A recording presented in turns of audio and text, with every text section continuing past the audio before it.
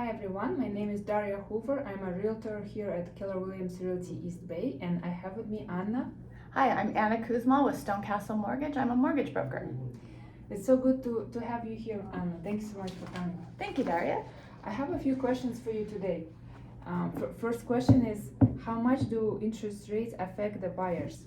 So rising interest rates can increase your monthly mortgage payment, and which can in turn lower the amount of purchase power you have, or it can actually just price you out of the market altogether, depending on what you're looking to do. Another issue with rising interest rates is it doesn't just apply to home mortgages. It's also going to apply to things like your credit card debt, car loans that you obtain, which in turn can also affect the monthly debt to income that we use to qualify you. So if you went out and made a large purchase after you got pre-qualified, you probably need to speak with a mortgage person again because you might not be qualified for that same amount anymore. So what's exactly is the interest rate today? Today, interest rates are anywhere between 7.125 to 7.75. Just sort of depends on different qualifications, whether it's your credit score, whether how much your debt to income is, if you're a first-time home buyer, and that is with no points. There is the option to pay points if you want to buy your interest rate down. But some banks charge even 8%, right? Some banks will charge 8%, so it's very important for you to get a quote because a regular bank, a mortgage broker, and what they call a mortgage bank will have different fees and different rates. So definitely want to look. A mortgage broker is usually the best in terms of for sales because we don't have a lot of overhead. We're bringing the client to the lender typically pays us, whereas a mortgage banker usually has brick and mortar, they have very high overhead. The same thing as a bank. A lot of banks have, they have a lot of high costs, so that's why usually looking for a mortgage broker is typically better for the consumer. Yeah, sounds good. And how long are the mortgage rates are going to continue rising? Do you have any idea? So that's the magic question. So no one really knows that question for definitive. You have a lot of global issues going on that factor into the market. You also have a lot of political issues that factor into the market. We're going into an election year that also factors into the market. The best thing you can do is know a mortgage person that keeps a pulse on all of these things for you. Check in with that person regularly. They should understand that they're watching out for economic data. They should be watching out what the Federal Reserve is. When do they meet? Are they going to raise rates? The Federal Reserve, when they raise rates, doesn't necessarily directly affect mortgage rates, but it affects the market. So as the market starts to change, and if it possibly what we call soften, meaning economic data starts coming in bad, unemployment goes up, or if unemployment goes up, or if stocks start coming down, a lot of people will go into bonds. The bonds are what control mortgage rates. So if you see the bond market starting to come down, that means interest rates are also going to come down, and that's good for consumers. Mm-hmm. Even this conflict in Israel that just happened, even that conflict Right. somehow affected the rates. How did it relate? Right. So there was no economic news. On Friday, rates were up a lot. You come into the fact that Israel is now at war. So the global economy is trying to think of where's a safe haven to park my money. So we have a lot of other countries with businesses in there, and they are actually buying bonds. So they actually helped bring down interest rates today, believe it or not, which nobody would have thought that was going to happen. So what do you recommend to the home buyers these days? So what I recommend is maintain your credit. Your credit score is the best thing that you can control, and it still is, even though we have lots of programs for lower credit scores, the best thing for you though is the higher credit score still gets the best interest rate and the best option to make choices. So maintain your credit. Don't make any large purchases on your credit, or try to keep your credit balance as low as you can when you're shopping for a mortgage. Keep in mind that your dream home doesn't have to be your first home. Set yourself up for some real expectations. If you have children and you really want to be in a school district, maybe consider some compromises on your home that puts you in that school district. Because again, your appreciation, as Daria will talk about, is key. So even when we can get the interest rate down, maybe you're going to sell in a better market, and an up market when interest rates are lower, you can sell for a higher price and then buy that dream home. These are things that you might want to consider. Where you want to live and where your house is something you can look at now in these high interest rates that you couldn't before. So you don't recommend waiting for until they go down, these rates? I do not recommend waiting until interest rates go down because that's everybody else's game plan. So right now, we still have a big housing shortage. So people that are really wanting to sell are probably selling for a reason, because who wants to leave their 2.5% mortgage to go buy a new house? But maybe they're downsizing, maybe they're moving out of the state. Whatever the reason is, they're just busting at the seams and have to move out. Whatever the reason is, they're moving for a reason. They're motivated. So and because a lot of people got priced out of the market, if you can afford it, now is the time to jump on that home. And let's say in 8 to 10 months, like we talked about, we can refinance you into a more affordable payment. You just have to be able to afford it during that time. How about what your recommendations are for the sellers, home sellers? For home sellers, there's a lot of things to look at. A lot of people I'm seeing now, they're downsizing, which makes a lot of sense. You have Prop 19 if you're going to move and stay within California, which means you can transfer your tax base if you qualify. The other thing that you want to think about is areas maybe you don't want to live in the state. Maybe it makes sense to move out of the state, where if you're retiring and you move to like Washington State, there is no state tax. Or if you move to Idaho and you have a pension, they're not going to tax your pension. Their state doesn't tax your pension. So there's lots of reasons to look to move, especially if you're not going to stay in California, or if you are staying in California, maybe you're downsizing for all the right reasons. You can take your tax base with you, which can save you a lot of money. Which means if you pay low tax right now, you grandfathered in, then you take it to the next home. Right. So they passed Prop 19 a couple years ago. So yes, if you have a home now and you buy laterally, if you're downgrading, it's great. You can keep that really low tax base. So let's say your tax rate, because you bought 15 years ago, let's say your tax rate is only $5,000 a year. You can actually move to a home that's the same cost as yours or even lower, and you're going to keep that $5,000. In the way that it's kind of a mathematical, you can almost even buy up. Again, there's a mathematical equation to it, but you can actually even buy up and still keep that tax rate. You do have to be a certain age, or you have to be in like a wildfire or a certain area to be able to take advantage of it, but it does exist, and it's in a lot of places in California you wouldn't think. Mm-hmm. Also, my other question is unrelated to the previous questions. It's about Muslim buyers. Yes. I heard that some people do not want to pay traditional interest because of their faith, of Muslim faith. So what do you recommend them to do if they want to buy a home? So I can't personally help you, but there is a company called UIF Corporation, and they are the leaders in financing for faith-based religions. Again, I can't speak a whole lot to it, but I do know that I refer a lot of my Muslim clients to it, and they run with it. They do both residential and commercial types loans, so it's definitely something to look into if you're Muslim. Mm-hmm. So you just send them off to? It's just a referral to them. Yeah, I don't get anything back out of it. I can't unfortunately help and work with you, but they run with it and they do a really good job. Mm-hmm. Sounds good. So let's discuss the top 10 zip codes where there was a Daily Mail article about the United States where the appreciation rates is the higher. Sure.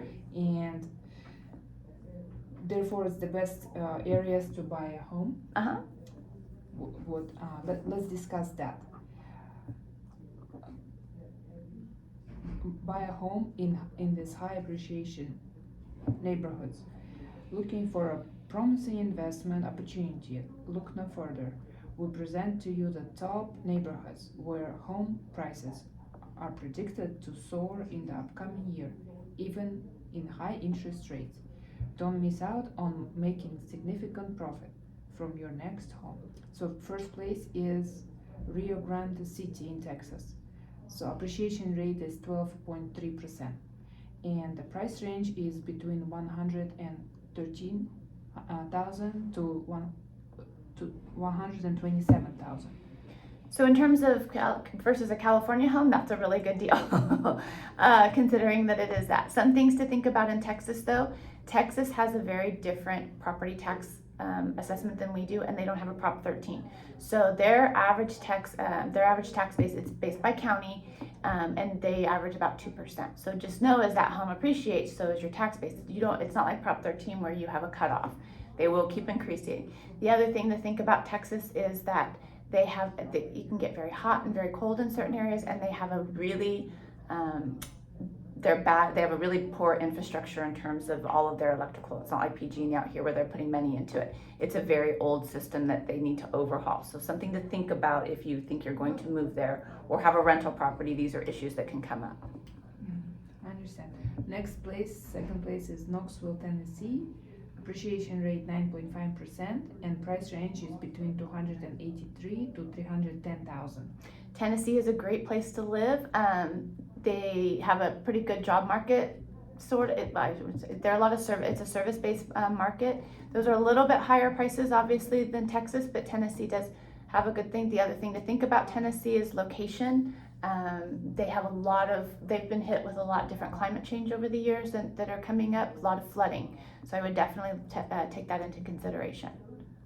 And a colder winter compared to California. Yes, absolutely. Ready for that part. Yeah. And third place is North Miami, Florida. Appreciation rate 8.8% and price range 461 to 501,000. It's even higher than in Tennessee. Yes. The price range. So Miami, Florida is the hot place to come to live. A lot of people have gone there over the last few years. And so it's driven up the rate. That's where that appreciation is coming from. So it's driven up the purchase price. Again, North Miami, Miami Beach, anywhere in Florida, I would think they have a bigger insurance crisis than California does right now. And they have not come up with a solution. California, at least last month, started to make some changes to their insurance. So they're able to they're trying to work to attract, Allstate and all those companies that have left to try to mitigate our issues. Florida hasn't gotten that far yet, so they do have some issues. So again, if you're paying, $500,000, you want to make sure that you can actually insure the home, because then you wouldn't be able to get a loan. The other thing too is they are also really have issues with climate change. You hear about record hurricanes that come through there, so you want to really make sure that you're buying in a place that your house isn't going to blow away in a few years as well. I understand. Fourth place, Winston-Salem, North Carolina. Appreciation rate 8.7% and price range 150 to 163,000. North Carolina is beautiful. Same thing though. Again, if you want to live there, they can have cold winters. They suffer from storms like anybody else, but they do have a good industry in terms of employment. So it is a good place to live. Fifth place, Muskegon, Michigan. Appreciation rate 8.6% and price range 155 to 171,000. So Michigan is one of those ones. They actually have the highest property tax rate in the entire country. They do not have a Prop 13 like we do. So even though your property, the purchase of your property is very low, again, it's something to consider if what you're trying to do is keep all of your fees, all of your costs low on the home. The other thing is Michigan, it's really cold. So you might need a snowblower. Mm-hmm. Sixth place is North Miami Beach, Florida. We kind of already talked about Florida, but this one is 8.5% rate and price range 443 to 481. Yep, same thing. They're right next to each other, it looks like. And then next one is Brownsville, Florida. Appreciation rate 8.5% as well. Price range 375 to 407. Similar to North Miami Beach. Yep, just not not as attractive. Everybody wants to be in Miami. This one's just outside of Miami, so just not as attractive, but still a good investment depending on what you're looking to accomplish. Mm-hmm. Eighth place, Lenore, North Carolina. Appreciation rate 8.4%. Price range 190 to 206%. Yep. Thousand. Still a good place to live. Yeah. Just like similar to the other. To Winston-Salem, North Carolina. Yes. And then ninth place, Knoxville, Tennessee. It's similar place like we talked about number 2. Yeah, they're obviously the same city. It's just a really big city. So depending on what side of the city you want to live on, it depends on your appreciation. Different zip code. This one is 8.3%, and the price range 204 to $330,000. And the 10th place is Post Falls, Idaho. 8.2% appreciation rate, and the range is 483 to 523. Yeah. So Idaho, another good place to live, very similar to California in terms of people, ideas. It's just this side of Washington. You get a lot of people from Tacoma, a lot of people from those areas that might have moved over to Idaho, usually for political reasons, Idaho tends to be a little bit more right than like Washington is. That's really the big difference. But Idaho, again, you're weather related. You are going to get snow. You are going to get a lot of rain. So it's just something to think about. And it's colder than here too. Yes, yeah. Why would people invest in these neighborhoods? Because of high appreciation rates, your property value could increase substantially in just 1 year. Southern charm would be another point. 80% of the top 50 areas are located in the south. Renowned for its hospitality and diverse cultures. And the next point was robust projections. The projections are based on Zillow's comprehensive data, ensuring accuracy and reliability.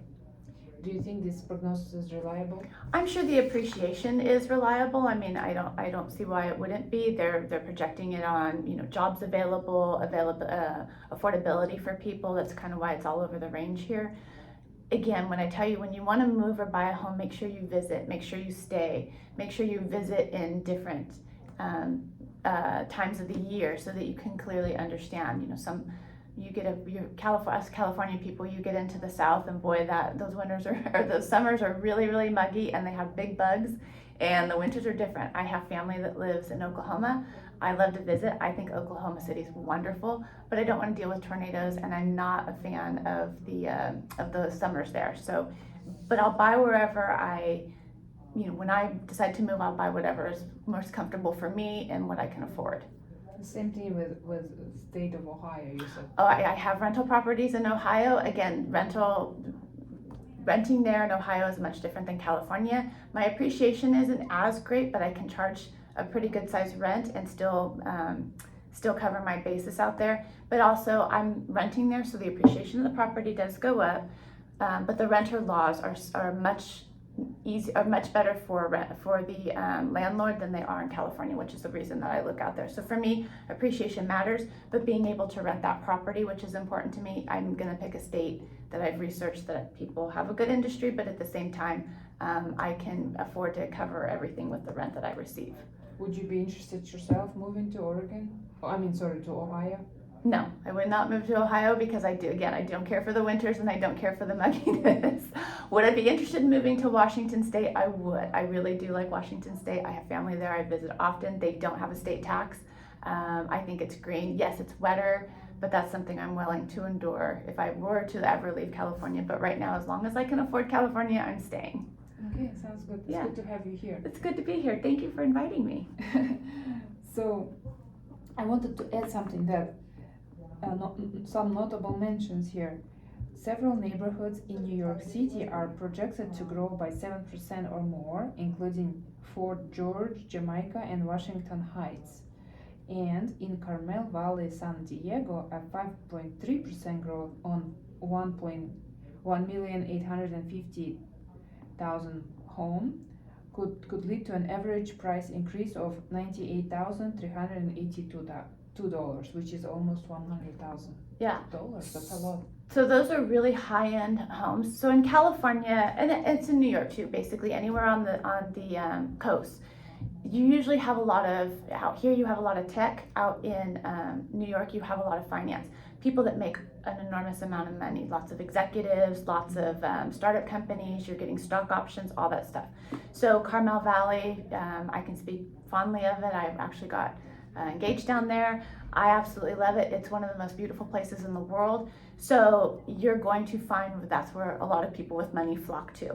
Yeah, same thing with San Diego. San Diego's the same thing. It's a very beautiful city, it has a lot to offer. So a lot of people with money are going to flock to it. Same thing with New York. Everybody, if you're out in that way and you love that coast, you love New York, you're going to move to these up and coming residences. And you have to really like urban areas if you like New York.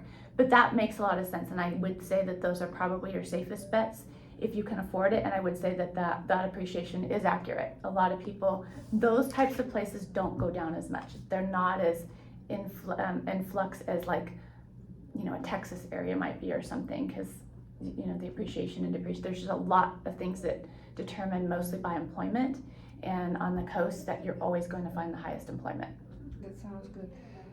Secure your future wealth. Don't wait. Act now and secure a property in these lucrative locations. explore options, and find the perfect neighborhood in which to invest. You agree to that? I agree to that. So, and back to what I was saying, if you're looking to buy or you think you want to be in the market in the next year, I would get pre-qualified now. It's not going to hurt your credit. We do a soft pull. We can help you maneuver anything that you need to get into that purchase price you want. But also, what Daria said was key. Get into the neighborhood that you want to be in. It doesn't have to be your dream home, but get into that neighborhood now. You can always add on later. You can refinance to make a lower payment. You can sell it at a better time and buy up when that time is right if rates go down. That at least leaves you with options. If you don't have a home that's not building equity for you now, this is actually a really good time to buy it if you can. Even in the higher interest Even in the higher interest rates, because you can always refinance that rate at a lower time and to a lower rate. And let's face it, most people that are buying right now, they're moving up in the corporate ladder or they're moving up in income. So eventually that payment isn't going to feel as tight as it does right now. That's understandable. So next question is, you are licensed in some of the states or in some other states besides California, right? Yeah, so I'm licensed in California, Arizona, Nevada, Oregon, Washington, Idaho, Colorado, and Montana. Mm-hmm. Yeah, that's it. So I can do pretty much all on the West Coast, but I do work with other brokers that are licensed in the other states, not 50, but the other states that I can always refer clients to as well.